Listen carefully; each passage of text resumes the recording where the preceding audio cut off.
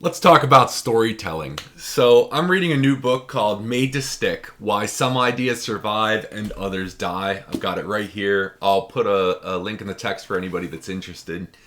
The book tells a really interesting story about popcorn and how truly bad it is for us. Did you know that a medium popcorn at the movie theater has about 37 grams of fat, at least in 1992? If I told you that, just knowing the sheer number, would you shy away from ordering the popcorn? Probably not. What does 37 grams of fat mean when it comes to eating something that you want to eat, right? What if I told you that the average milkshake has 10 to 12 grams of fat? That number maybe makes the story about the popcorn open your eyes a bit more because you can relate it to something else. And what if I told you that most of the fat comes from coconut oil, which makes the popcorn more silky and tasty? Doesn't really sway your opinion, and the story really feels academic.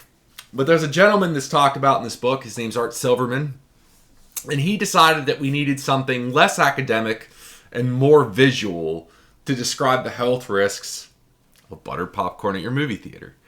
So the message changed to a medium-sized buttered popcorn at your local theater contains more artery-clogging fat than a bacon and eggs breakfast, a Big Mac and fries for lunch, and a steak dinner with all the various sides you can think of, combined with some visuals to go along with that. That message came out in 1992, and it actually led to a mass change in the type of oil that's used to cook popcorn in movie theaters. Now, I'm not sure if it stuck because I took a quick Google and the range still seems to be 28.2 grams to 60 grams of fat. In case you were wondering, I'm on this weight loss journey going hiking in Peru. So I thought it was a really interesting story and an interesting way to frame it such that you go, well, wait a second. It's a whole day's worth of fatty food to eat popcorn at a movie theater. So cool storytelling thought. So I thought, is our message in cybersecurity sometimes too academic to get through to our end audience? Most of us might not have hundreds of thousands of dollars to spend on awareness content. We certainly need some of our ideas to stick for the end audience, but I don't think that we're always thinking about creating content for the communities that we serve. How many times does something come out in your threat intelligence or in the news, and you just want to send something out to your employee community and you just throw an email together? Here are the facts. Do you think it sticks? Probably not, right? So I'm 3 chapters into the book right now, and the book talks about 6 principles, including simplicity, unexpectedness, concreteness, credibility, emotions, and stories. So do you open up your email awareness campaigns, for instance, with a 1-sentence lead that's profound and gets the entire point of your email across?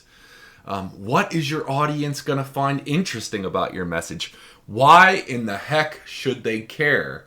Do you draw analogies to things that your community can understand? Are you throwing an email out there that says, this system is impacted by a cross-site scripting attack?